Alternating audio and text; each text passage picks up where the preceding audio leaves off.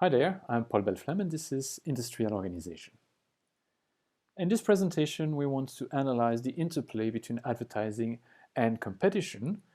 We will look at competing firms and we want to understand how they choose their level of advertising. And we will see that this depends on whether advertising softens or toughens price competition. Some background reading is provided in section 6.4 of the textbook, but you should be aware that what we do here is a simplified version of what is in the book. It's quite different, so you may just content yourself with this presentation. Right. The literature tells us that we should distinguish between two roles of advertising. The constructive role takes place when advertising informs consumers about the existence, the characteristics, or the price of a product. In that case, we will see that it may have ambivalent results on price competition. It's not clear whether it toughens or softens price competition. Another instance of constructive advertising is when the advertising increases the perceived difference between brands. So consumers would perceive the brands as more differentiated, and we already know from the previous week then that when there is more differentiation, price competition is softened. Okay? Now the other role of advertising is the combative role. This happens when advertising helps firms to steal the business of their competitors, to attract consumers away from their competitors, and then you understand easily that this will toughen price competition. Okay? If my advertising steals your customers, you will react by trying to keep your customers with lower prices. Okay? But what we need to look at actually is really how advertising impacts price competition, and for this we will have to look at specific market settings. And in the rest of the presentation we will just look at two very simplified situations where advertising either makes price competition tougher or makes price competition softer. Right? So this is basically what we want to do, but first we want to realize that these instances where advertising either softens or toughens price competition is orthogonal to the fact that advertising is informative for the consumers or persuasive. Okay, so we need to cross these two dimensions, the effect of advertising on the rival firms and the effect of advertising on the consumers. Okay, so let's look at informative advertising. If the advertising gives information about a whole category of products, not only my product but also the products of the competitors, then it will expand demand for all the products, for all the firms, and this is likely to soften the competition between the firms. Okay? In another presentation, we will show that in a case where the informative advertising informs about the prices and the existence of one product, then it's likely that more advertising will make price competition tougher. Okay, so this is what we will study in another presentation. Now the same goes for persuasive advertising. If the advertising is meant to increase the differentiation between the products, as we discussed just on the previous slide, this will make price competition softer. Okay, but if the persuasive advertising is meant to convince consumers to switch from one firm to another, then, as we discussed also on the previous slide, this will make competition between firms tougher.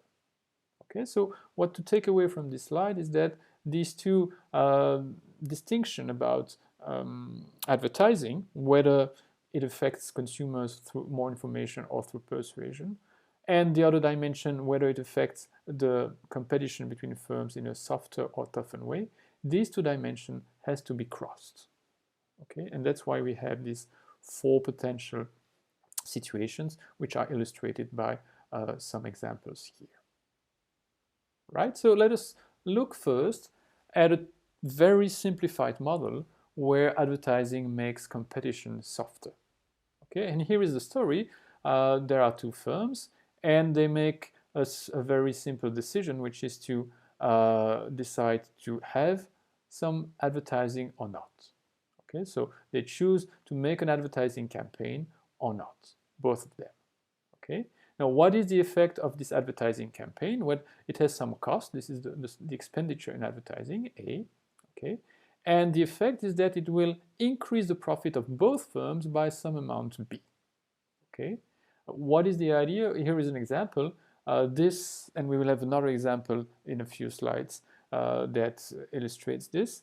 That would be the case when the advertising promotes a whole category of product. In this case, both the product of firm 1 and the product of firm 2. Consumers become aware of the existence of this category of products, and consumers will buy the product of firm 1 and the product of firm 2 as a result of this advertising. Okay?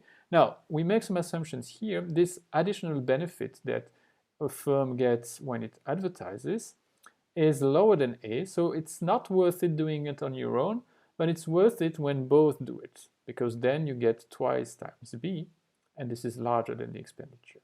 Okay, so all of the story is already there, but let us look at the payoff matrix. When they don't make any ads, so this is the starting point, they have a profit of pi 0. Okay, now look at this case where firm 1 is making an advertising campaign and firm 2 is not. Then firm 1 is paying the expenditure of advertising, minus A, but gets plus B, this is the expansion of demand. But note that firm 2, which hasn't spent anything in advertising, is also benefiting from the expansion of demand. Okay, the reverse happens here. It is firm 2 spending the advertising, but both of them get the increase of demand B. And in the last case, when they both spend A in advertising, they multiply the benefit of this advertising by 2. I benefit from my own advertising. I also benefit from the advertising of the other firm. Okay. Now let's look at the Nash equilibrium or Nash equilibria of this game. So we are going to look at the best response of each firm. And let us start with firm 1, which is choosing the lines. Fix the choice of firm 2. So suppose that firm 2 doesn't spend anything in advertising. What is the best conduct for firm 1? Well, because B is less than A, it's better to do no advertising at all. Okay, so it's not worth it doing it just on your own, right? Now look at what happens if firm 2 chooses to make an advertising campaign. What is the best conduct for firm 1? Again, the best is to not to advertise. Why? Because 2B minus A is larger than, B is larger than 2B minus A, right? And the reason again is that if the other one is spending in advertising, I can benefit from B without doing anything, and it's better for me to do that than to spend myself in advertising, because I would gain less than what I obtain when I just free ride, this is the term, when I free ride on the effort of the other firm. Okay, just to make sure we redo this for firm 2, everything is symmetric here, so we also have that firm 2 chooses no ad, to make no advertising campaign, whatever the choice of the other firm. Okay, so this is what is called the dominant strategy. They choose the same strategy, not investing in advertising, whatever the choice of the other firm. And just note that this is the unique Nash equilibrium, but if firms could coordinate, they would prefer to be here. Okay, 2B, remember, is larger than A, so 2B minus A is larger than 0. In this cell, when they both spend in advertising, they both get a higher profit than when we are here, when none of them is making an advertising campaign. Okay, so let's take stock of these results and go a bit further in the interpretation. So the equilibrium, as we have seen, is that they abstain from investing in advertising. This is the unique Nash equilibrium, and it's clear here because not investing in advertising is a dominant strategy. But as we just shown, this is not satisfactory from the industry point of view. Okay, by industry I mean the total profit of firm 1 and firm 2. Okay, they would be better off if they could agree to make this advertising campaign, each of them. Okay, so in a sense, if you take the point of view of the whole industry, the investment in advertising is insufficient. Okay, it would be better to advertise, both of them, rather than to abstain from investing. Okay, and this is a classical free rider problem. I can benefit freely from the investment of the other one, and so I prefer the other one to do the investment rather than doing it myself. But as both firms make the exact same reasoning, nothing happens. Okay, so this is the main lesson here. When advertising softens competition, it has a public good nature. Okay, so what I do as benefits for the other, so it has a public good nature, and as a result, if firms could cooperate, they would agree to advertise more. Okay, they would prefer to be in the bottom left cell of the previous matrix, where they make higher profits when they both advertise. So the question that arises naturally after that is, how could they cooperate? Well, you've got trade associations which are there to kind of coordinate the efforts of their members, and typically this kind of advertising, which promotes a whole category of product, is often carried out by an association of companies and not by companies on their own. Okay, so here is an example. Very recently, let's read this together, the Natural Diamond Council, which is a consumer-facing organization that represents the world's largest diamond miners, this trade association has unveiled its first celebrity campaign starring Golden Globe-nominated actress Ana de Armas, and its tagline is "For moments like no other." Okay, so that's an example, a very recent example of a trade association that, on behalf of all the members, decides to make an advertising campaign for diamonds, not for one brand or another, but for diamonds as a generic product. Okay, now it's very interesting to note that, let's read this together, it's been 20 years since generic advertising for natural diamonds was regularly seen on screen and print, so this is something you may remember. But at the time, it was De Beers, which is the largest producer of of diamonds. I said monopolies because they are almost a monopolist. De Beers, which had almost single-handedly been financing advertising for the diamond industry for the previous 60 years, decided to stop its generic campaign and focus instead on just its own products. Okay, so De Beers was doing this on behalf of the whole industry for quite a long time, and essentially at a time where it was almost the whole industry itself. But now, facing more competition, it has decided to stop making good things for its competitors, if you want, okay, and stop this financing this whole generic advertising for diamonds for the whole industry, and concentrate, as is said here, on its own products. And this is why now this generic campaign is made by the whole trade industry, the trade association. Okay, so that illustrates perfectly the previous theoretical point. Now, let's look at the opposite case, where advertising toughens competition. Okay, and as you will see, we'll just have the opposite result in a sense. Okay, so here, same starting point. Both firms have a profit of pi0 when the game starts, and they can still decide whether to make an advertising campaign or not to. Okay, so it's a binary decision. You make it or you don't. Now, the effect of advertising is quite different than in the previous case.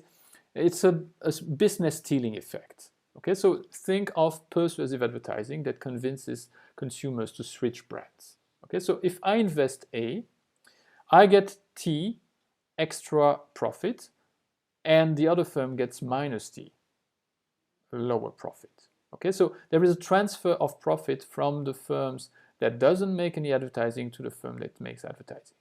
Okay, so in a sense, if I advertise and the other firm doesn't, I can capture part of the previous consumers of the other firm, and this is valuable for me at the extent of T, and this is also exactly what the other firm loses.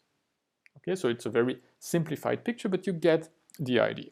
So in this cell, it's the opposite. It's firm 1 that loses T and firm 2 that gains T, but firm 2 has to pay the advertising campaign. And in the last case, when they both do this advertising campaign, well, they neutralize one another. Okay, so they don't gain anything, but they don't lose anything. They could be consumers who switch firms, but on average, they keep the same profit as before, but of course, they've paid the advertising. Okay, so you can expect here what the equilibrium is going to be. Okay, you have to advertise whatever the choice of the other firm. Okay, because if you don't, you're going to make lower profits. Okay, so I'm going a little bit faster here to indicate the best response function of the two firms. Okay, I will let you check this by yourself, but you see without any surprise that the unique equilibrium is to advertise here, because advertising is a dominant strategy for both firms. Okay, but we have the same kind of frustration from the industry point of view as in the previous game. Firms would be better off if they were here. Okay, if they were abstaining from advertising, because in this case, advertising is just spending money for nothing. They neutralize one another. Okay, and they would be better off if they could cooperate and not advertise. Okay, so in a sense, we've got the same type of frustration. Okay, but in the other direction this time. So let us summarize what we have found. Both advertising is the unique Nash equilibrium of the game. This is a result of advertising being a dominant strategy. But again, firms would be better off if they were agreeing to do the opposite, which is here to advertise, not to advertise, sorry. Okay, so they would make a profit of pi 0, which is larger than pi 0 minus a. Okay, so in this sense, if you take the point of view of the industry, the total profit of the two firms, there is excessive investment in advertising. Okay, and this is the same thing as the prisoner's dilemma. So in this case, advertising toughens competition. So when I advertise, I have a negative impact on the other firm. Okay, and when firms decide separately, they neglect this negative impact they have on the other firm. Okay, and so they tend to invest too much.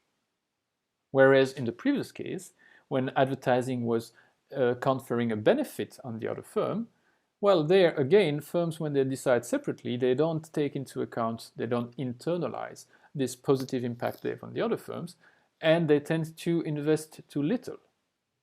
Okay, so it's also a question of externalities, which are not taken into account. The direction of the externality differs, and that's why in the first case there is insufficient investment from the point of view of the industry, and in this case there is excessive investment. Right? So the lesson is the following: when advertising toughens competition, firms are in a prisoner's dilemma type of situation. If firms could cooperate, they would agree to advertise less. Okay, so again, how does cooperation take place? Well, it could be again a trade associations that prevent firms from advertising on their own. It could be also some external decision, for example, some regulation that bans advertising, that could be welcomed by the firms, okay, because that would provide them a way to coordinate their choices and advertise less. Okay, so you will see in another video the example of the tobacco industry, which is exactly this idea that when the advertising for cigarettes was actually prohibited, all the firms producing cigarettes ended up with higher profits. Okay, but I leave this to another video, and that's it for now. Thank you.